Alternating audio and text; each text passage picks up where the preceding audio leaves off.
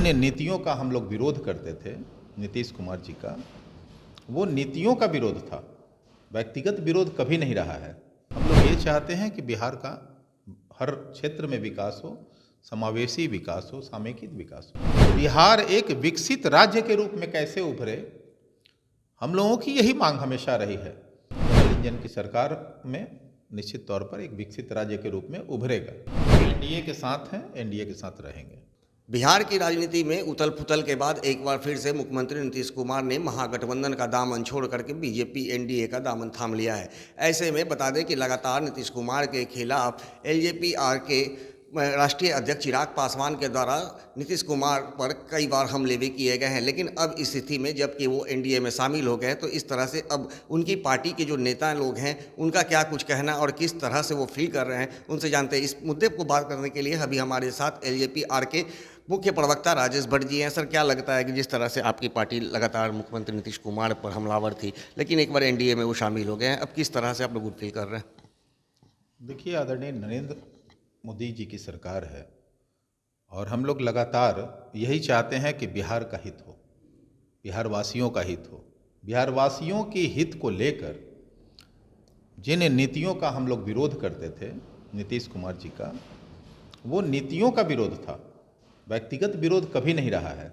एक अच्छे संबंध रहे हैं। हमारे राष्ट्रीय अध्यक्ष हमेशा जब भी मिलते हैं अभिभावक तुल्य मानकर पैर छूकर आशीर्वाद लेते हैं, ये अपना संस्कार रहा है। लेकिन ठीक है, बिहार का जिसमें भला हो, हम लोग ये चाहते हैं कि बिहार का हर क्षेत्र में विकास हो, समावेशी विकास हो, समेकित विकास हो, रोजगार मिले युवाओं को, बीमारों को अच्छी चिकित्सा का सुविधा मिले, तो हर तरह की व्यवस्था, उद्योग धंधों का विकास हो।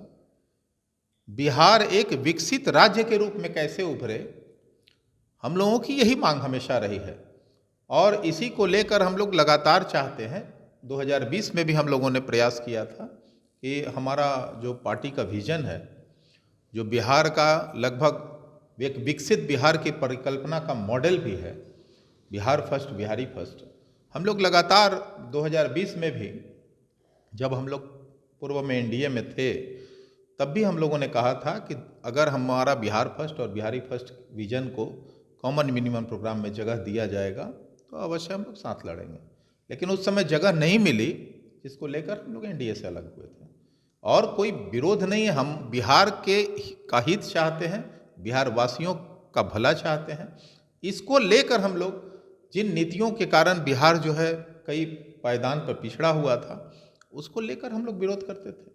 लेकिन सर, अभी लोकसभा चुनाव नज़दीक है और अभी जैसा कि बात हुआ है कि बिहार फर्स्ट और बिहारी फर्स्ट को कॉमन मिनिमम प्रोग्राम में जगह मिलेगा, तो मुझे आशा है कि बिहार डबल इंजन की सरकार में निश्चित तौर पर एक विकसित राज्य के रूप में उभरेगा। लेकिन सर, सवाल ये उठता है कि अभी लोकसभा चुनाव नज़दीक है, ऐसे में नीतीश कुमार का शामिल होना, ऐसे में जो सीट शेयरिंग का मामला होगा चुनाव को लेकर के, उसमें क्या लगता है कि एलजेपी-आर का जो पहले से दावा था, क्या वो दावों पर अब एनडीए कायम रहेगी, उनकी मांगों को पूरी कर पाएगी, या फिर उसमें कुछ कटौतियां होगी?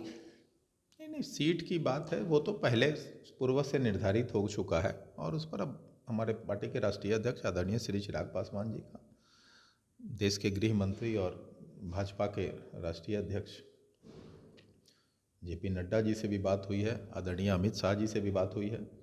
तो लगातार भाजपा के कई ऐसे रणनीतिकारों से लगातार संपर्क में हैं हम लोग। पहले भी बात हुई है, कई और बैठकें होंगी। अभी सब कुछ बहुत सहजता से तय हो जाएगा। कितनी सीटें की आप लोगों की? नहीं, हम लोगों की मांग है वही 6 सीट जो हम लोगों ने जीता था। हमारा 100% स्ट्राइक रेट रहा है।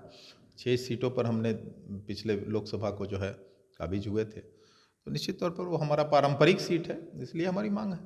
तो क्या लगता नहीं कि अब नीतीश कुमार जिस तरह से अब एनडीए में शामिल हो गए हैं, तो कहीं ना कहीं अब सीट शेयरिंग में पेच फंस सकता है? चूँकि अब एनडीए में आप हो गए, एलजेपी-आर हो गया, एलजेपी हो गया, फिर आरएलएसपी, ये राष्ट्रीय लोक जनता दल हो गया, हिंदुस्तानी अवाम मोर्चा हो गया, बीजेपी हो गया, जेडीयू हो गया, तो ऐसे में अब 40 सीटों का बंटवारा करना और आपका दबाव है कि 6 सीट मुझे चाहिए, तो क्या लग पा रहा है कि एलजेपी को अगर नहीं मिलेगी तो फिर आप लोगों की पार्टी का क्या स्टंट होगा?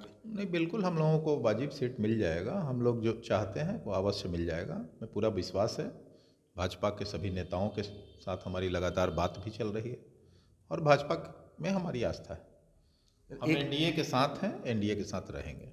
सर एक सवाल और, अभी सरकार बने लगभग 4 से 5 दिन हो चुका है, लेकिन अभी तक जो है मंत्रिमंडल का विस्तार नहीं हो रहा है। क्या लग रहा है कहीं ना कहीं पेंच फंस रही है?